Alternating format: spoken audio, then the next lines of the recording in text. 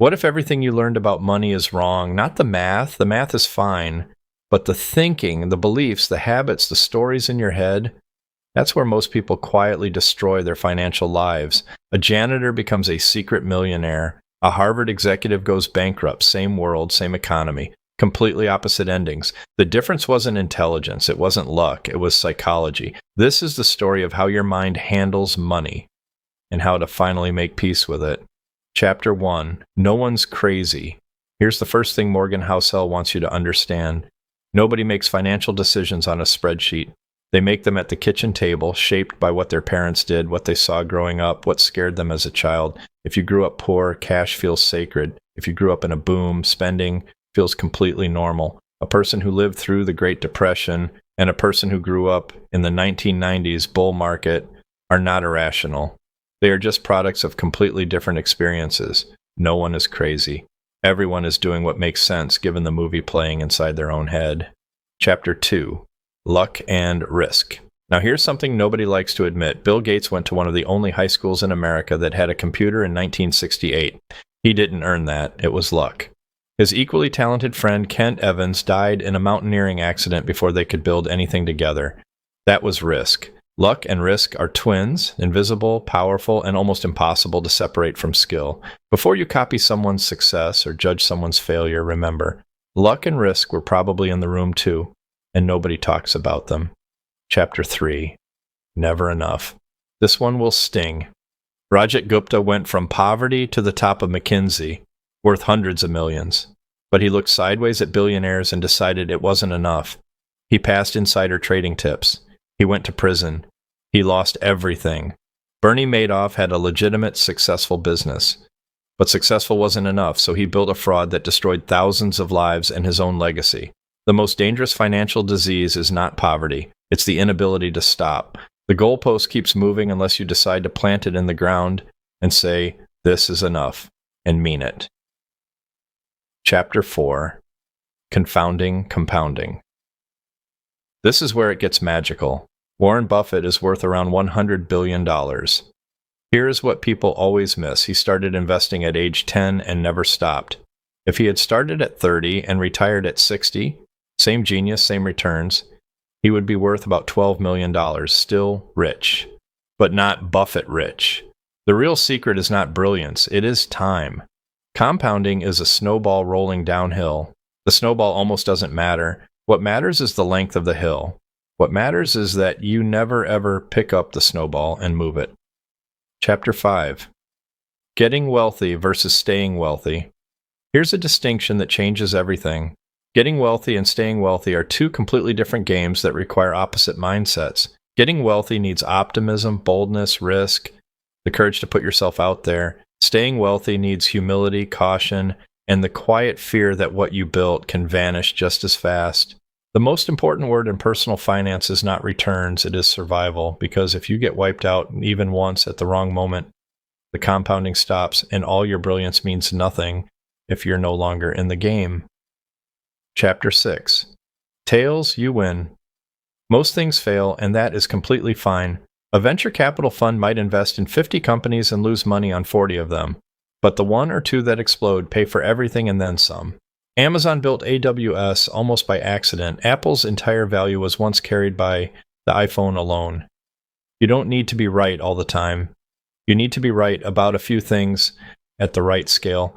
Tails, the rare outlier events, drive almost everything, except that most decisions will be average. Wait patiently for the ones that aren't. Chapter 7. Freedom. And here is what money is actually for. The highest dividend money can pay is not a luxury car or a big house. It is control over your time, the ability to wake up and decide how your day goes, to say no to a job that drains you, to say yes to an opportunity without checking your bank balance first. Study after study shows that what humans value most, more than income, more than status, is autonomy. Money's greatest gift is not what it buys, it is the options it quietly creates. Chapter 8. Man in the car paradox. Here's an uncomfortable truth. When you see someone driving an expensive car, you don't think about the driver. You think about yourself, imagining how cool you would look behind that wheel. The person in the car is essentially invisible to you. which means nobody is admiring you the way you think they are. We spend money to signal success to people who are too busy signaling their own success to notice us. It's a race with no finish line. And the entrance fee is your future financial freedom. Chapter 9, Wealth is what you don't see. This one flips everything. Wealth is not the car, not the watch, not the house. Wealth is the money that was not spent. It lives in bank accounts that don't make noise, in investments that don't show up on Instagram, in options and security that are completely invisible. The person who looks rich and the person who is rich are very often not the same person. We judge wealth by what we can see, which is spending, but real wealth is defined entirely by what you didn't do. Chapter 10, Save money. Most advice tells you to save for something specific. A house, a car, retirement. House else says something deeper. Save for nothing in particular. Save because the future is uncertain and surprises are guaranteed. If you have savings sitting quietly with no job assigned to them, you have something more powerful than any specific asset. You have flexibility, the ability to respond to a crisis without panic, the ability to grab an opportunity without hesitation. In a world that never stops changing, savings are not just a financial strategy, they are an emotional one. Chapter 11, Reasonable Beats Rational. A perfectly rational investor would hold stocks through every crash, never blink, never sell, because the math says the market always recovers. But humans feel pain. A strategy you can actually stick to through fear, through panic, through the worst headlines you've ever read is worth infinitely more than a mathematically perfect strategy you abandon at 3 a.m. when your portfolio is down 40%. Don't aim for optimal, aim for sustainable. The best financial plan is the one that lets you sleep at night and keeps you in the game long enough for the math to finally work. Chapter 12, Surprise.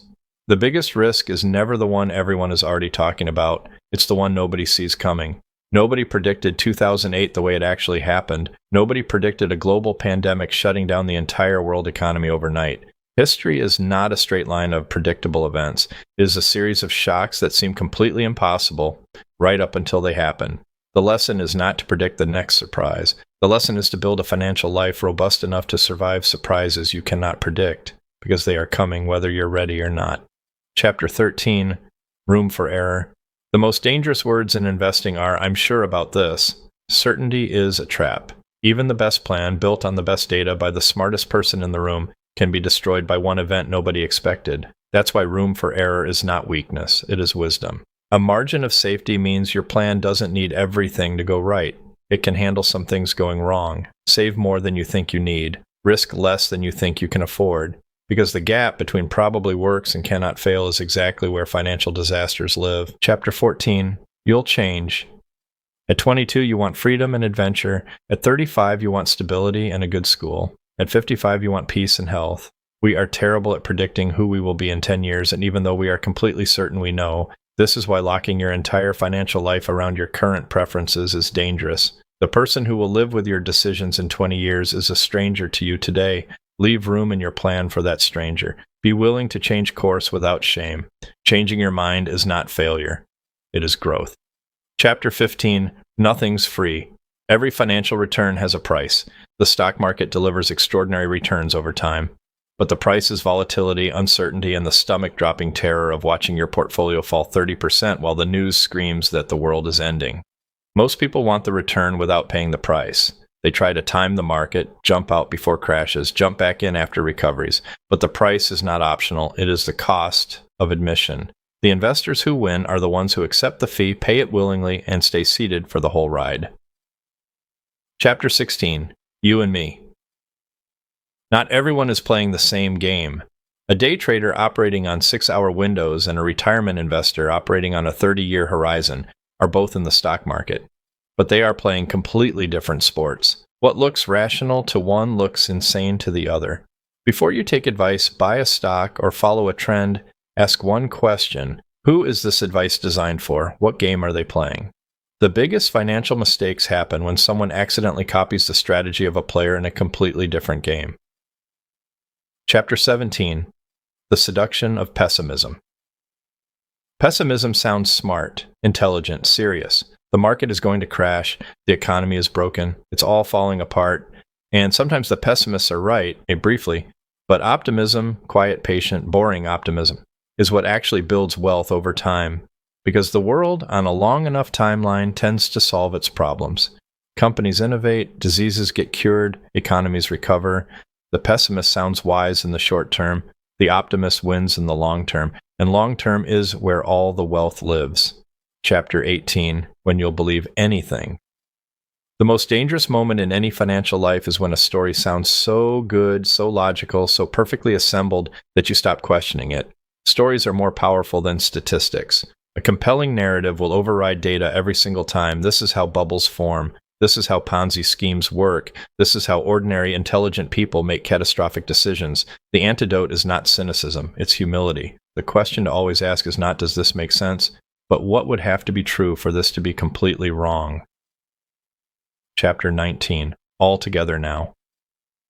Everything connects. Luck shapes your starting point. Compounding rewards your patience. Survival protects your progress. Savings buy your freedom. Humility keeps you sane. There is no single formula that works for every person because every person has a different history, different fears, a different definition of enough, and a different future self waiting to surprise them. The goal of personal finance is not to maximize returns. It is to build a life where money serves you, not a life where you spend your whole life serving money. Chapter 20. Confessions. Housel ends the book with something rare. Honesty about what he actually does with his own money, not the theoretically optimal portfolio, not the mathematically perfect strategy. He keeps it simple. He saves aggressively. He holds index funds. He keeps a large cash buffer that any economist would call wasteful because it makes him feel safe. And feeling safe means he never panics. He never sells at the wrong moment. The best strategy, he says, is the one that fits your life, your personality, and your sleep schedule, even if it looks imperfect on paper. Money is not math. Money is behavior. And behavior is deeply, completely, unavoidably human. The person who wins is not the smartest one in the room. It's the calmest, the most patient. The one who defined enough, stopped moving the goalpost, saved quietly, stayed in the game, and let time do the heavy lifting.